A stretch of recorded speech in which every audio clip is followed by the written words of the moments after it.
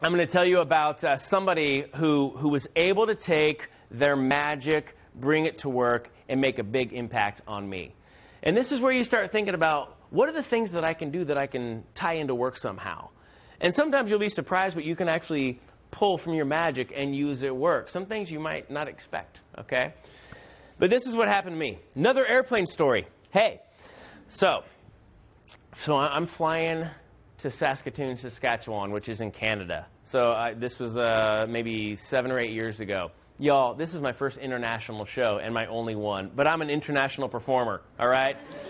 And I was freaked out. I was like, wait, I don't even speak Spanish. This is nuts.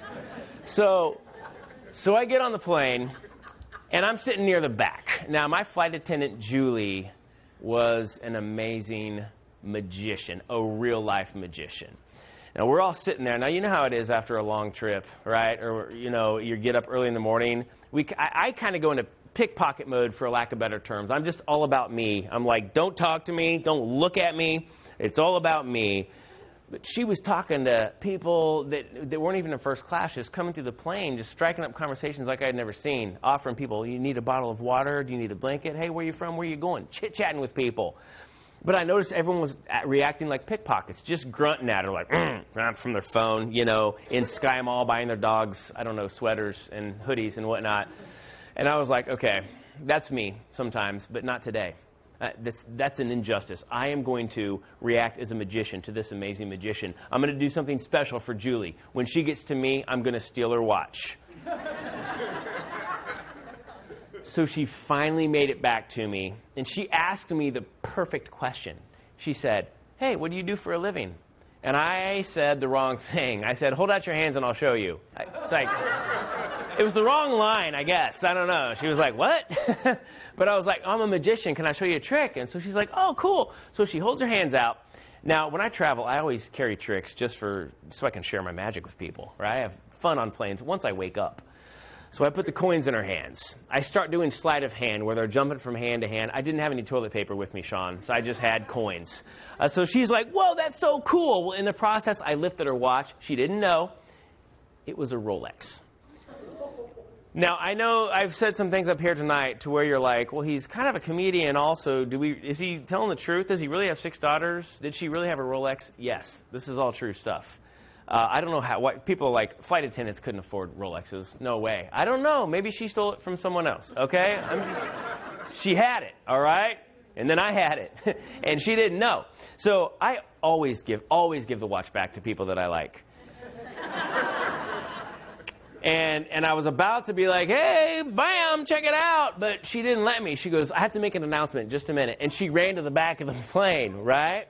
And here I'm stuck with the Rolex. She didn't even know. So I have a choice to make. Do I keep it? Or do I sell it on eBay? These dilemmas, man, I'm telling you.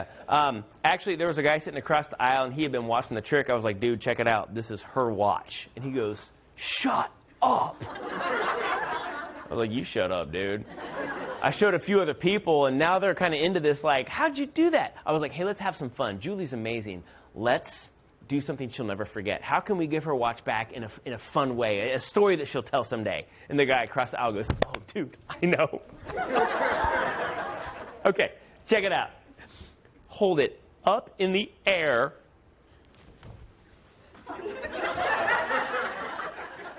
It's like, that's it?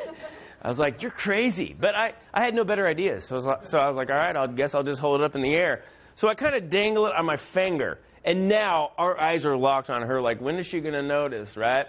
So she starts her announcement. She picks up that phone back there, and she starts in, good afternoon, ladies and gentlemen. Welcome to Delta Flight 5724 with service to Saskatoon. All right, nothing yet. Everything's fine. But then things took a turn. She goes, well, hope that you...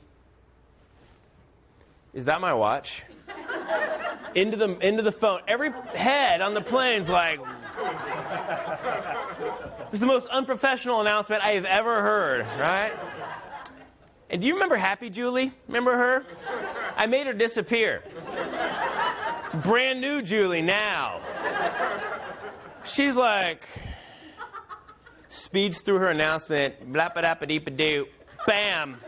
Doesn't even look at the wall, boom. Now she's got an attitude and a swagger, and she starts walking up, like going like this, gets down, looks at the watch, looks at me, and goes, "How?" And I said, "How?" She said, how did you get that? And I was like, the bigger question is, how did I get these? And I pulled out her pen and her notepad because I'm a klepto, you know? They were right in her apron. It was so easy. And she goes, "Oh my gosh!" Took them, put them back in, took the watch, and storms off to the front. And everyone in the back of the plane is like, "Yeah! Yes! Yes!" Standing ovation, but the seatbelts were on. So anyway, sitting ovation. Now, fast forward, okay? We're all strapped in, engines revving, we're about to hit the runway. All of a sudden, the curtain from first class pops open. Julie comes running back there, right? Gets down, goes, "Hey, Devin." I was like, she knows my name, dude. She gets down, she goes, hey, a seat opened up in first class. Do you want it? I was like, am I being arrested? But I grabbed my bag and I started walking to the front, and people are looking at me like, I think he's being arrested, dude. So I went up there, I sat in first class with my water bottle, my can of Pringles, my pillow, beep. I was like, I see why people pay for this. But I'm sitting in this big, cushy seat. And it didn't even hit me. I didn't even think about why am I up here until we're 30,000 feet in the air. And she came by, and I was like, hey, was this like points or something? How'd I get up here? And she goes, it's just, you made my day. And I was like, oh, she picked me because I stole from her. I need to do that more often, right? This is how we get ahead in life, right? Now, I know as I tell you this story, something might be going through your mind. You might be thinking, hold on, Devin, we're not magicians. We don't steal watches. And, you know, some of us, we don't fly planes very much. How does this apply to us? Here's how it applies. You all are on your own planes, right? In whatever company, association, organization you're in, you're on planes and you're trying to go somewhere, and there's pickpockets all over the place. We need to be more like Julie. We need to be somebody who uses our charm, our personality, all the magical traits about us to make a difference. Because, see, I'm not the hero in the story. Julie's the hero. Julie brought out the best in me that day. And because she brought out the best in me, I gave the best I could to her, and I got bumped up to first class. So if we make it a habit of sharing our magic, then all of us on the plane, we're all going to fly through life first class.